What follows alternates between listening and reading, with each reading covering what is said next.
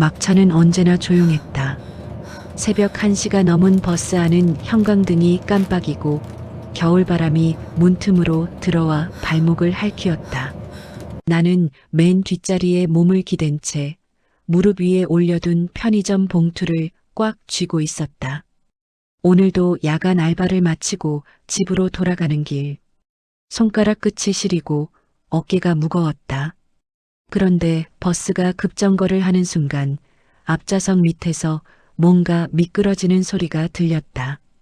나는 고개를 숙여 어둠 속을 들여다봤다. 검은색 가죽 지갑이 바닥에 반쯤 기울어진 채 놓여 있었다. 묵직해 보이는 질감. 모서리가 달아 있었지만 고급스러운 느낌이 확 풍겼다. 주변을 둘러봤다. 버스 안엔 나 말고 2명뿐이었고 둘 다 졸고 있었다. 나는 조심스럽게 지갑을 집어들었다.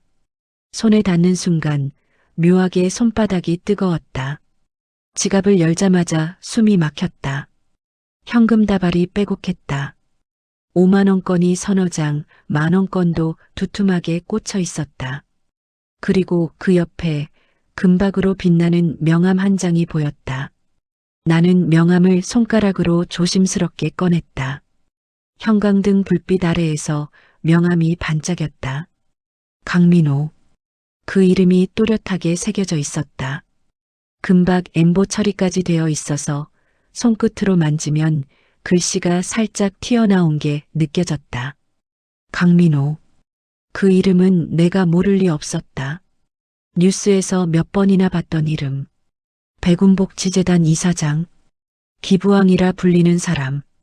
그런데 왜 이 사람의 지갑이 막차 바닥에 굴러다니는 거지? 나는 명함을 천천히 뒤집어 봤다. 뒷면은 깨끗했지만 모서리에 작은 커피 얼룩이 묻어 있었다. 오래된 얼룩이었다. 누군가 이 명함을 오랫동안 지갑 속에 넣고 다녔다는 증거 같았다. 버스가 덜컹거렸다. 나는 명함을 다시 지갑 속에 넣고 지갑을 봉투 안에 숨겼다. 심장이 빠르게 뛰었다. 분실물 센터에 신고해야 한다는 생각과 이 이름 때문에 괜히 귀찮은 일에 휘말릴지도 모른다는 불안이 동시에 밀려왔다. 창밖으로 가로등이 빠르게 스쳐 지나갔다. 나는 봉투를 더 꽉 움켜쥐었다. 손톱이 손바닥에 파고들었지만 놓을 수가 없었다. 종점에서 내릴 때까지 나는 단 한 번도 지갑을 놓지 않았다. 그리고 그 순간부터 내 삶은 완전히 뒤틀리기 시작했다. 고시원 문을 열자마자 나는 재빨리 안으로 들어가 문을 잠갔다. 가슴이 두근거렸다. 지갑을 식탁 위에 올려놓고 형광등을 켰다. 차가운 불빛이 좁은 방 안을 가득 채웠다. 방은 2평 남짓. 접이식 책상과 싱글 침대, 그리고 낡은 옷장 하나가 전부였다. 창문 밖으로는 다른 고시원의 불빛들이 깜빡이고 있었다. 나는 의자에 앉아 지갑을 다시 펼쳤다. 천천히 하나하나 확인했다. 현금은 대충 세어봐도 70만 원은 넘어 보였다. 카드가 3장, 은행 카드와 신용카드, 그리고 회원 카드 하나. 그 옆에 작은 사진 한 장이 있었다. 흑백 사진. 어린아이가 웃고 있는 모습이었다. 사진은 오래되어 모서리가 발해 있었다. 누구의 아이일까? 나는 사진을 조심스럽게 도로 집어넣었다. 그리고 다시 명함을 꺼냈다. 강민호, 백운복지재단 이사장. 금박 글씨가 형광등 아래에서 번쩍였다. 나는 명함을 손가락으로 쓸어내렸다. 모서리에 커피 얼룩이 확실히 보였다. 갈색 얼룩. 오래전에 묻은 것 같았다. 이 명함의 주인은 왜 이걸 버리지 않고 계속 지갑에 넣고 다녔을까? 명함 뒷면은 여전히 깨끗했다. 아무것도 적혀 있지 않았다. 나는 명함을 책상 위에 내려놓고 핸드폰을 꺼냈다. 강민호를 검색했다. 기사들이 쏟아져 나왔다. 백운복지재단 이사장, 고아원과 양로원에 수십억 원을 기부한 사람. 사진 속에 그는 깔끔한 정장 차림에 은빛 머리를 단정하게 넘긴 모습이었다. 왼쪽 눈썹 위에 얕은 흉터가 보였다. 나이는 50 중반쯤으로 보였다. 차갑고 단단한 인상, 권력의 냄새가 났다. 나는 핸드폰을 내려놓고 한숨을 쉬었다. 분실물 센터에 신고하면 끝날 일이었다. 그냥 내일 아침에 경찰서에 가서 맡기면 되는 거였다. 그런데 왜 자꾸 망설여지는 걸까? 손이 떨렸다. 이 이름이 너무 무거웠다. 이 사람의 지갑을 내가 가지고 있다는 사실만으로도 뭔가 잘못될 것 같은 불안이 밀려왔다. 나 같은 사람이 이런 걸 주어도 되는 건가? 나는 손톱을 뜯기 시작했다. 오래된 버릇이었다. 창밖에서 바람 소리가 들렸다. 나는 명함을 다시 지갑 속에 넣었다. 그리고 지갑을 서랍 깊숙이 밀어 넣었다. 오늘 밤은 그냥 자야겠다고 생각했다. 내일 아침에 결정하자. 그런데 불을 끄고 누웠는데도 머릿속에서 금박 글씨가 계속 반짝였다. 강민호. 그 이름이 나를 놓아주지 않았다. 아침 9시. 나는 경찰서 분실물 센터 앞에 서 있었다.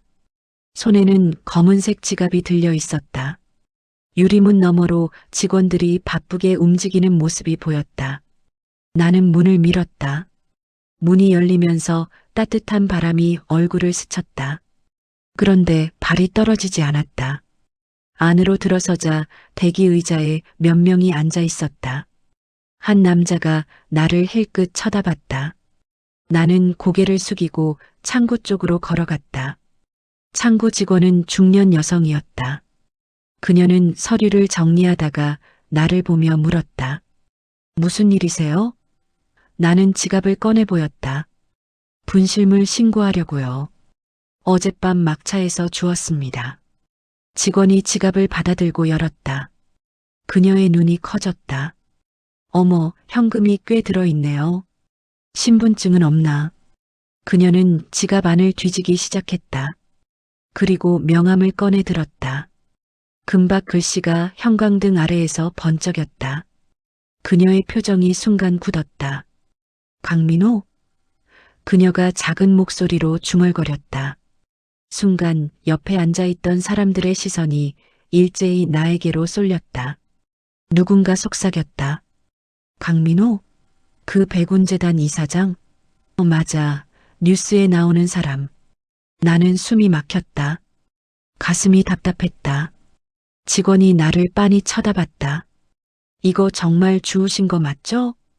그녀의 목소리에 의심이 섞여 있었다. 나는 고개를 끄덕였다. 네, 어젯밤 막차 좌석 밑에 있었어요. 직원은 명함을 다시 지갑 안에 넣고 서류를 꺼냈다. 신고서 작성하셔야 해요. 여기 앉으세요. 나는 의자에 앉아 볼펜을 쥐었다. 손이 떨렸다. 이름, 연락처, 습득 장소. 하나하나 적어 내려갔지만 자꾸 글씨가 흔들렸다. 주변 사람들의 시선이 느껴졌다. 누군가 내 뒤에서 수군거렸다. 저 여자 정말 주운 거 맞으려나? 돈이 저렇게 많은데. 나는 볼펜을 더 세게 쥐었다. 손톱이 손바닥에 파고들었다. 서류를 다 작성하고 일어서려는데 직원이 다시 말했다. 신분증 좀 보여주세요. 나는 지갑에서 신분증을 꺼내 건넬 때 손이 더 떨렸다. 직원은 신분증을 확인하고 복사를 했다. 그리고 지갑을 투명 봉투에 넣으며 말했다. 접수 완료했습니다. 주인이 찾아가면 연락드릴게요. 나는 고개를 숙여 인사하고 밖으로 나왔다. 밖으로 나오자 차가운 바람이 얼굴을 때렸다. 나는 가슴을 쓸어내렸다. 끝났다. 이제 끝난 거야. 그런데 왜 이렇게 불안한 걸까? 발걸음을 옮기는데 뒤에서 누군가 나를 부르는 것 같았다. 나는 고개를 돌렸다. 아무도 없었다. 그냥 바람 소리였다. 나는 재빨리 버스 정류장으로 걸어갔다.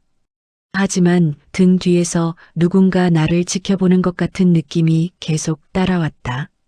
밤 11시. 편의점 형광등은 언제나처럼 너무 밝았다. 나는 카운터 뒤에 서서 진열대를 정리하고 있었다.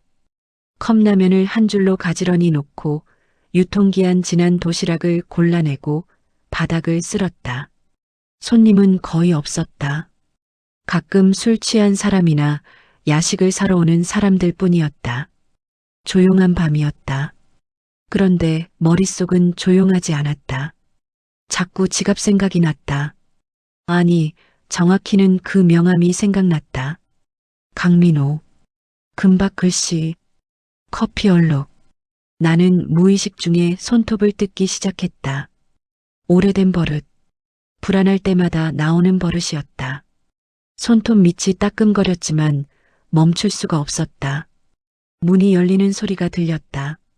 중년 남자가 들어와 맥주 한 캔을 집어들고 계산대로 왔다. 나는 바코드를 찍으며 기계적으로 말했다. 3,500원입니다.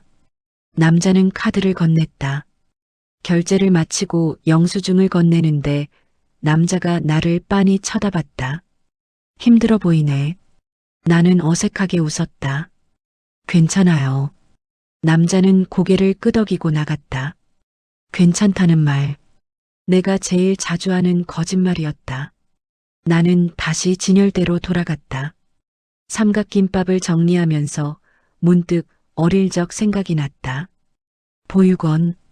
좁은 방에 2층 침대가 빼곡하게 놓여 있던 곳. 선생님들은 친절했지만 그 친절함엔 늘 한계가 있었다.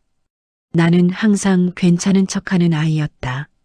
밥을 덜 먹어도 옷이 작아도 혼자 남겨져도 괜찮다고 말했다. 그래야 덜 짐이 되니까. 그래야 버려지지 않을 것 같았으니까. 20살에 보육원을 나왔다. 그리고 혼자 살아남기 위해 발버둥 쳤다. 편의점, 배달, 청소, 뭐든 했다. 고시원 월세를 내고 밥을 먹고 그렇게 하루하루 버텼다. 가끔 할머니 병원비를 보내야 했다. 할머니는 보육원 근처 요양원에 계셨다. 내가 어릴 적 유일하게 따뜻하게 대해줬던 분이었다. 나는 할머니를 버릴 수 없었다. 그래서 더 열심히 일했다. 그런데 오늘 그 지갑 때문에 자꾸 이상한 생각이 들었다. 만약 내가 그 돈을 가졌다면 70만 원이면 할머니 병원비 2달치는 될 텐데. 고시원 월세도 낼 수 있을 텐데. 나는 고개를 흔들었다. 안 돼. 나는 도둑이 아니야. 나는 제대로 신고했어. 그런데 왜 자꾸 후회가 되는 걸까? 왜 자꾸 명함이 생각나는 걸까? 시계를 봤다. 새벽 1시. 교대 시간까지 아직 5시간이 남았다. 나는 한숨을 쉬고 걸레를 들고 바닥을 닦기 시작했다. 손을 움직이면 생각이 덜할 것 같았다. 그런데 바닥을 닦는 내내 금박 글씨가 자꾸 어른거렸다. 미안하단 말 제일 쉬운데 제일 늦더라. 나는 혼잣말을 중얼거렸다. 그 말이 누구한테 하는 말인지도 모르겠으면서. 새벽 6시 편의점 알바를 마치고 고시원으로 돌아가는 길이었다. 겨울 새벽의 차가운 공기가 폐를 찔렀다. 손은 호주머니 깊숙이 넣고 고개를 숙인 채 걸었다. 골목길은 조용했다. 가로등 불빛만 희미하게 길을 비추고 있었다. 나는 익숙한 길을 따라 걸었다. 발소리만 골목에 울렸다. 고시원 건물이 보였다. 낡은 3층짜리 건물. 페인트가 벗겨진 외벽과 녹슨 계단. 나는 계단을 올라가려다 멈췄다. 건물 입구 앞에 누군가 서 있었다. 남자였다. 낡은 회색 코트를 입고 목도리를 둘러맨 모습이었다. 머리는 은빛이 섞여 있었고 얼굴은 피곤해 보였다. 남자는 나를 보고 있었다. 나는 본능적으로 한 걸음 뒤로 물러섰다. 심장이 빠르게 뛰기 시작했다. 남자는 천천히 다가왔다. 김지한 씨? 그의 목소리는 낮고 조용했다. 나는 대답하지 않았다. 그가 어떻게 내 이름을 아는 거지? 남자는 멈춰서서 말했다. 제가 강민호입니다. 어제 지갑을 주워주셨죠? 나는 그를 위아래로 훑어봤다. 뉴스에서 봤던 깔끔한 정장 차림의 남자가 아니었다. 낡은 코트, 헝클어진 머리, 지친 얼굴. 이 사람이 정말 강민호일까? 나는 고개를 저었다. 아니에요. 잘못 찾아오신 것 같은데요. 나는 그를 지나쳐 계단을 올라가려 했다. 그런데 남자가 말했다. 명함. 기억하시죠? 금박으로 이름이 새겨진 명함. 오른쪽 아래 모서리에 커피 얼룩이 있었을 겁니다. 나는 발을 멈췄다. 등에 식은 땀이 흘렀다. 커피 얼룩.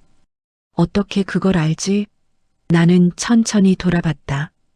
남자는 여전히 그 자리에 서 있었다. 그의 눈이 나를 똑바로 쳐다보고 있었다. 왼쪽 눈썹 위에 얕은 흉터가 보였다. 사진에서 봤던 그 흉터. 나는 숨을 삼켰다. 정말 강민호 씨세요? 남자는 고개를 끄덕였다. 네. 지갑 돌려주셔서 감사합니다. 분실물 센터에서 연락받고 바로 찾으러 왔어요. 그런데 당신이 습득자라고 해서. 그는 잠시 말을 멈췄다. 직접 인사드리고 싶었습니다. 나는 혼란스러웠다. 왜 굳이 나한테까지 찾아온 거지? 그냥 지갑 찾아가면 되는 거 아니야? 나는 한 걸음 물러서며 말했다. 저는 그냥 주운 거예요. 당연히 해야 할 일 했을 뿐이고요. 인사는 안 받으셔도 돼요. 나는 재빨리 계단을 올라갔다. 남자는 뒤따라오지 않았다. 하지만 그의 목소리가 등 뒤에서 들려왔다. 김지한 씨, 한 가지만 여쭤봐도 될까요? 명함 뒷면. 혹시 보셨나요? 나는 계단 중간에서 멈췄다. 명함 뒷면? 아무것도 없었는데. 나는 고개를 돌리지 않고 대답했다. 아무것도 없었어요. 남자는 잠시 침묵했다. 그리고 작은 목소리로 말했다. 그렇군요. 감사합니다. 나는 더 이상 뒤돌아보지 않고 방으로 올라갔다. 문을 잠그고 등을 기댔다. 가슴이 터질 것 같았다. 창문으로 내려다봤다. 남자는 여전히 그 자리에 서 있었다. 골목 가로등 아래. 그는 하늘을 올려다보고 있었다. 그의 모습이 왠지 외로워 보였다. 나는 커튼을 닫았다. 그리고 침대에 앉아 머리를 감싸쥐었다. 명함 뒷면. 왜 그걸 물어본 거지? 정말 아무것도 없었는데. 오후 2시 핸드폰이 울렸다. 모르는 번호였다. 나는 침대에 누워 있다가 핸드폰을 집어들었다. 여보세요? 목소리는 차갑고 또렷했다. 김지한 씨시죠? 백운복지재단 비서실 최윤희입니다. 강민호 이사장님 지갑 건으로 연락드렸습니다. 나는 몸을 일으켜 앉았다. 네, 그런데요? 윤희의 목소리는 감정이 없었다. 오늘 오후 4시까지 재단 사무실로 와주시겠어요? 확인할 사항이 있습니다. 나는 미간을 찌푸렸다. 확인할 게 뭐가 있는데요? 지갑은 이미 경찰서에 맡겼는데요. 윤희가 짧게 웃었다. 비웃는 것 같았다. 그래서 확인이 필요한 겁니다. 절차상 문제가 있을 수 있어서요. 주소 문자로 보내드릴게요. 꼭 와주세요. 전화가 끊어졌다. 나는 핸드폰을 내려다봤다. 곧 문자가 왔다. 강남 쪽 주소였다. 나는 한숨을 쉬었다. 뭐가 문제라는 거지? 나는 아무 잘못도 안 했는데. 하지만 가지 않을 수가 없었다. 불안이 밀려왔다. 나는 옷을 갈아입고 밖으로 나갔다. 재단 건물은 깔끔한 유리 건물이었다. 10층짜리 빌딩. 로비는 대리석 바닥에 커다란 샹들리에가 걸려 있었다. 나는 엘리베이터를 타고 8층으로 올라갔다. 문이 열리자 백운복지재단이라는 금색 간판이 보였다. 나는 안으로 들어갔다. 리셉션 직원이 나를 보고 물었다. 예약 있으세요? 최윤희 비서님이 부르셔서 왔어요. 직원은 내선 전화를 걸었다. 잠시 후 복도 끝에서 한 여자가 걸어 나왔다. 30대 중반쯤으로 보이는 여자. 깔끔한 정장 차림에 머리를 뒤로 단정하게 묶었다. 눈빛은 날카로웠다. 김지연 씨? 나는 고개를 끄덕였다. 윤희는 나를 훑어보더니 말했다. 이쪽으로 오세요. 작은 회의실로 안내됐다. 윤희는 의자를 권했지만 자신은 서 있었다. 그녀는 태블릿을 꺼내 화면을 보여줬다. 경찰서 분실물 신고 기록이었다. 어제 오전 9시 30분 분실물 신고하셨죠? 네. 지갑 안에 현금이 70만 원 있었다고 기재되어 있는데 정확한가요? 나는 고개를 끄덕였다. 네, 대충 세어봤을 때 그 정도였어요. 윤희는 화면을 넘겼다. 그런데 이사장님 말씀으론 원래 100만 원이 있었다고 하시던데요. 나는 숨이 막혔다. 뭐라고요? 윤희가 나를 똑바로 쳐다봤다. 30만 원이 부족합니다. 설명 가능하세요? 나는 벌떡 일어났다. 저는 손도 안 댔어요. 주었을 때부터 그 정도밖에 없었다고요. 윤희는 표정 하나 변하지 않았다. 증거가 있나요? 증거요? CCTV나 목격자 같은 거요. 당신이 정말 손 안 댔다는 증거. 나는 말문이 막혔다. 막차 안엔 CCTV가 없었다. 사람도 거의 없었다. 윤희는 태블릿을 내려놓으며 말했다. 원칙대로 하죠. 감정 빼고요. 경찰 조사가 진행될 겁니다. 그때까지 연락 두절하지 마세요. 나는 주먹을 꽉 쥐었다. 저는 도둑이 아니에요. 윤희가 차갑게 웃었다. 그건 조사 결과가 말해줄 겁니다. 오늘은 이만 가보세요. 나는 더 이상 참을 수 없었다. 왜 이러시는 거예요? 제가 뭘 잘못했다고요? 저는 그냥 선의로 지갑을 돌려준 건데. 윤희의 눈빛이 더 차갑게 식었다. 선의요? 선이면 왜 하루 동안 신고 안 하고 가지고 계셨어요? 나는 대답할 수 없었다. 윤희는 문을 열었다. 나가보세요. 다음 연락 기다리고 있겠습니다. 나는 비틀거리며 밖으로 나왔다. 엘리베이터를 타고 내려오는 동안 눈물이 날 것 같았다. 나는 아무 잘못도 안 했는데 왜 내가 도둑 취급을 받아야 하지? 로비를 나와 찬바람을 맞았을 때 나는 주저앉고 싶었다. 하지만 참았다. 괜찮은 척하는 게 익숙했으니까. 밤 10시 나는 고시원 옥상에 올라가 있었다. 숨이 막혀서 밖으로 나온 거였다. 찬바람이 얼굴을 때렸지만 오히려 정신이 들었다. 난간에 기대어 도시의 불빛을 내려다봤다. 수없이 많은 창문들, 수없이 많은 삶들. 나는 그 중 하나일 뿐이었다. 아무도 신경 쓰지 않는 하나. 계단에서 발소리가 들렸다. 나는 고개를 돌렸다. 윤희였다. 그녀는 코트를 입고 옥상으로 올라왔다. 손에는 서류 봉투가 들려 있었다. 어떻게 여기를? 윤희는 씁쓸하게 웃었다. 당신 주소 알잖아요. 분실물 신고서에 다 나와 있던데.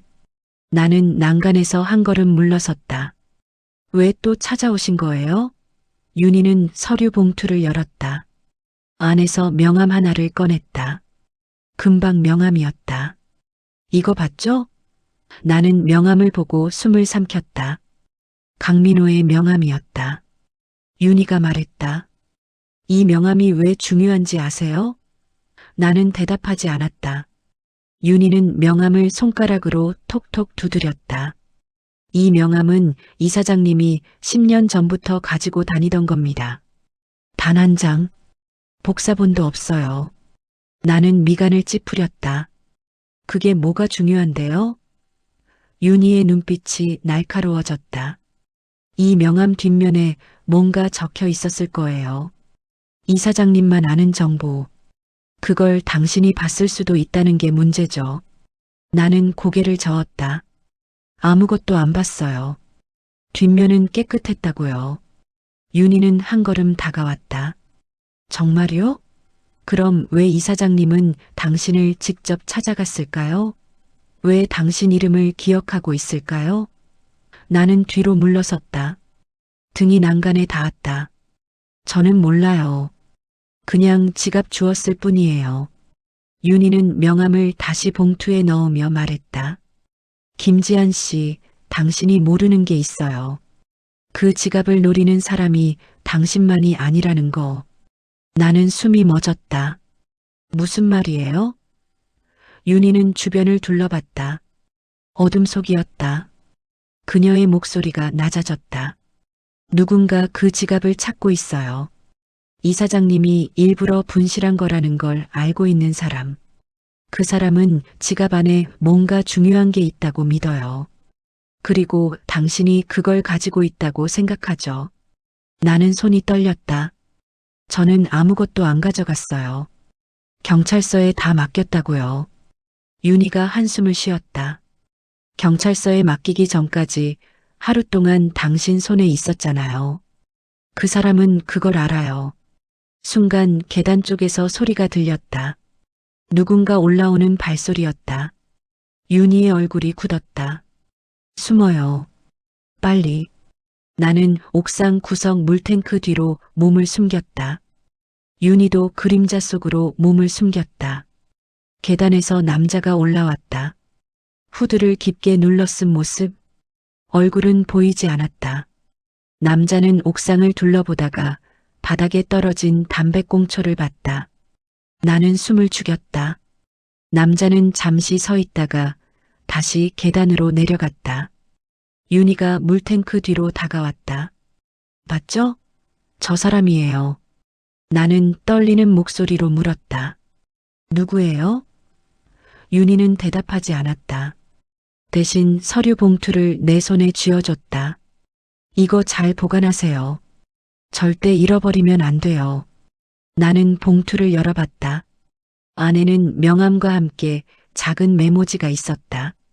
메모지엔 손글씨로 별이라고 적혀 있었다. 내 심장이 멈췄다. 별이 내 어릴 적 별명이었다. 보육원에서만 불렸던 이름. 나는 윤희를 쳐다봤다. 이거 어디서 났어요? 윤희는 고개를 저었다. 저도 몰라요. 이사장님 책상 서랍에 있던 거예요. 우연히 봤어요. 나는 메모지를 쥔 손이 떨렸다. 바람이 불었다. 명함이 봉투에서 날아갈 뻔했다. 나는 재빨리 붙잡았다. 윤희가 돌아서며 말했다. 조심하세요. 그리고 이사장님을 믿지 마세요. 그녀는 말을 멈췄다. 그리고 계단으로 내려갔다. 나는 홀로 옥상에 남았다. 손에는 명함과 메모지가 들려 있었다. 별이 그 글씨를 보는 순간 오래된 기억이 떠올랐다. 보육원 벽에 붙어 있던 기부자 명단. 그 맨 위에 적힌 이름. 나는 옥상에서 내려와 골목길을 걸었다. 밤 11시가 넘었다. 거리는 텅 비어 있었다. 가로등 불빛만 길을 비췄다. 나는 서류 봉투를 가방 안에 깊숙이 넣고 걸음을 재촉했다. 편의점까지 가야 했다. 오늘도 야간 알바가 있었다. 하지만 발걸음이 무거웠다. 머릿속은 온통 별이라는 글씨로 가득했다. 뒤에서 발소리가 들렸다. 나는 고개를 돌렸다. 아무도 없었다. 기분 탓인가? 나는 다시 앞을 보고 걸었다. 그런데 발소리가 다시 들렸다. 이번엔 더 가까웠다. 나는 걸음을 빠르게 했다. 심장이 쿵쿵거렸다. 뒤를 돌아봤다. 후드를 쓴 남자가 걸어오고 있었다. 옥상에서 봤던 그 남자였다.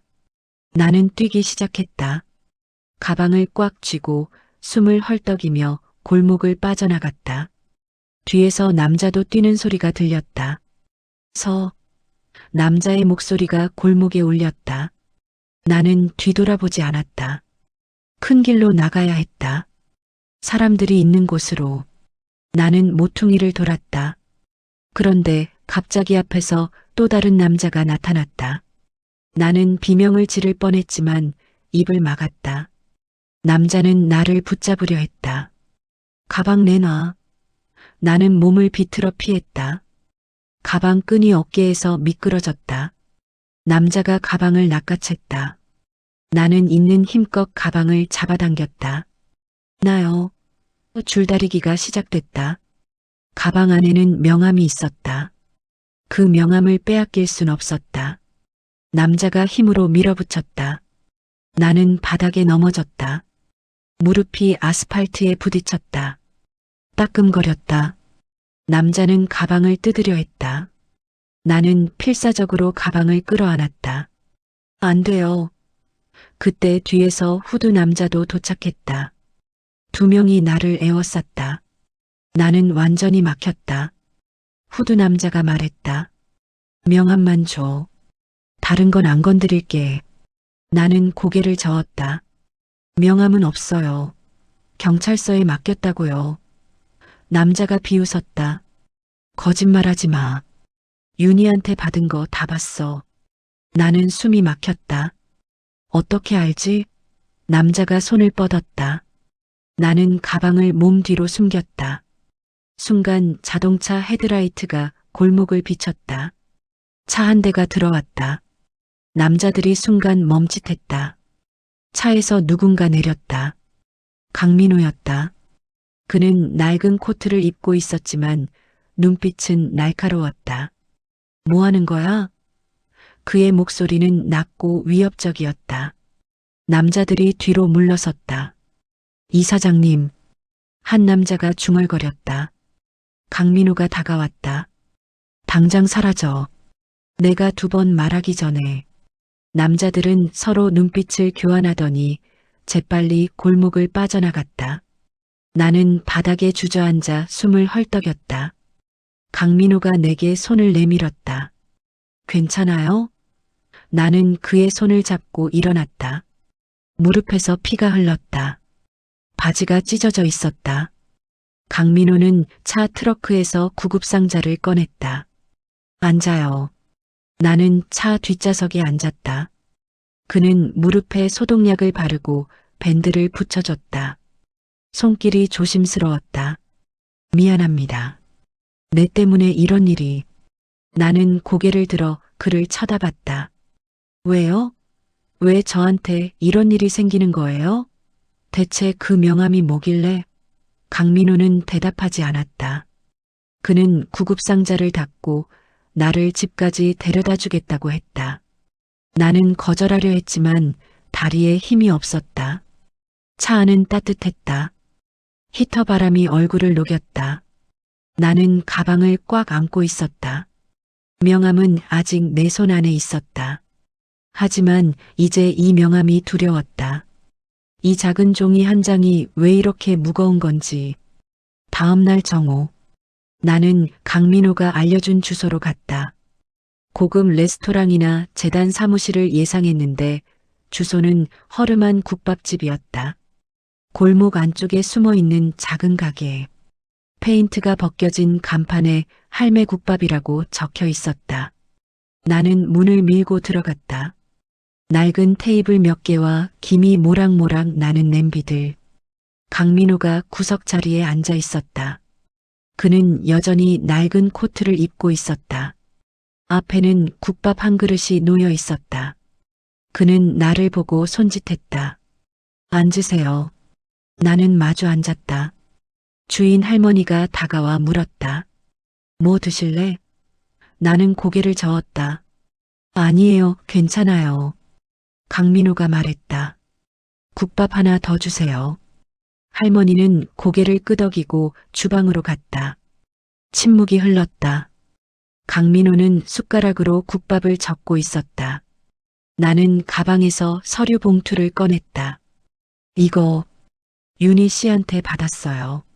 나는 명함과 메모지를 테이블 위에 올려놓았다.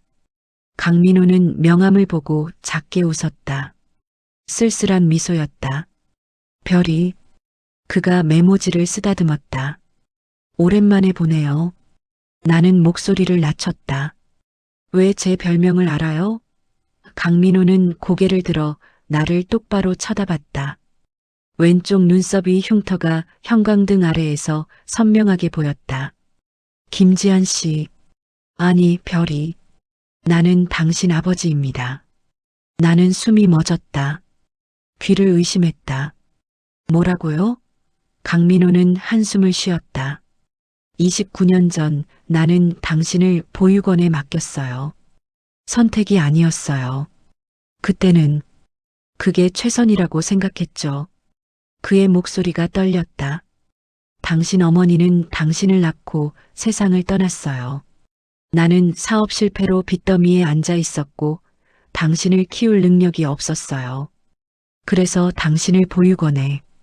그는 말을 잇지 못했다. 나는 눈물이 차올랐다. 거짓말이죠. 저는 버려진 아이예요. 부모가 누군지도 모르는. 강민호가 고개를 저었다. 버린 게 아니에요. 나는 당신을 찾으려고 했어요. 10년 전 내가 다시 일어섰을 때 당신을 찾았어요. 하지만 보육원 기록은 폐기되어 있었고 당신은 이미 성인이 되어 나갔고 나는 길을 잃었어요. 나는 손으로 얼굴을 가렸다. 그럼 왜 지금까지? 강민호가 명함을 들어 올렸다. 이 명함을 만든 건 10년 전이에요. 당신을 찾았을 때 만든 거예요. 뒷면에 당신 별명을 적어두었죠. 언젠가 당신에게 줄 수 있을 거라 믿으면서. 그는 명함을 뒤집었다.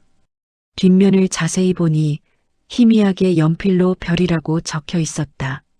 너무 연해서 처음엔 보이지 않았던 글씨. 내 손이 떨렸다. 그럼 지갑을. 강민호가 고개를 끄덕였다. 일부러 막차에 두고 내렸어요. 당신이 그 버스를 탄다는 걸 알았거든요. 편의점 근처 정류장에서 매일 밤 같은 시간에. 나는 충격에 말을 잃었다. 저를 지켜봤다고요? 미안해요. 하지만 다른 방법이 없었어요. 갑자기 나타나서 내 아버지야라고 말할 순 없었잖아요. 나는 테이블을 손으로 쳤다. 그럼 이렇게 하는 게 맞다고 생각했어요? 저를 위험에 빠뜨리고 도둑 취급받게 만들고.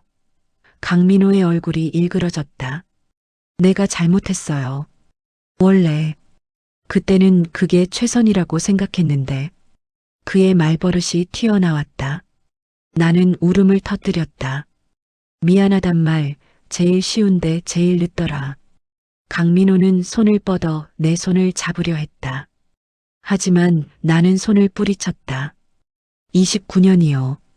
29년 동안 저는 버려졌다고 생각하며 살았어요. 아무도 날 원하지 않는다고 믿으면서요. 그런데 지금 와서 사과한다고? 명함 한 장에 별명 적어놨다고? 내 목소리가 떨렸다. 눈물이 볼을 타고 흘렀다. 강민호도 눈시울이 붉어졌다. 미안해요. 정말 미안합니다. 그가 처음으로 제대로 사과했다. 내가 잘못했어요. 당신을 지키려다 놓쳤고 다시 찾았지만 다가갈 용기가 없었어요. 나는 겁쟁이였어요. 그의 목소리가 갈라졌다. 하지만 알아줬으면 해요. 단 하루도 당신을 잊은 적이 없다는 걸. 이 명함을 지갑에 넣고 다닌 건 당신을 기억하기 위해서였어요. 국밥이 식탁 위에 놓였다. 김이 피어올랐다. 하지만 아무도 숟가락을 들지 않았다. 나는 눈물을 닦고 명함을 집어들었다.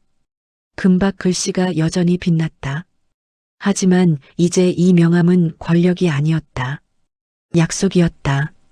늦었지만 도착한 약속. 밤 11시. 나는 버스 종점에 서 있었다. 막차가 들어오는 시간이었다. 멀리서 버스 헤드라이트가 보였다. 엔진 소리가 가까워졌다. 나는 손에 쥔 명함을 내려다봤다. 강민호. 금박 글씨가 가로등 불빛 아래에서 반짝였다. 모서리에 커피 얼룩, 뒷면에 희미한 연필 글씨별이, 뒤에서 발소리가 들렸다. 강민호였다. 그는 여전히 낡은 코트를 입고 있었다. 손에는 아무것도 들고 있지 않았다. 그는 내 옆에 섰다. 집까지 데려다 줄게요. 나는 고개를 저었다. 괜찮아요. 혼자 갈 수 있어요. 침묵이 흘렀다. 버스가 멈춰섰다. 문이 열렸다. 하지만 나는 타지 않았다. 강민호가 입을 열었다.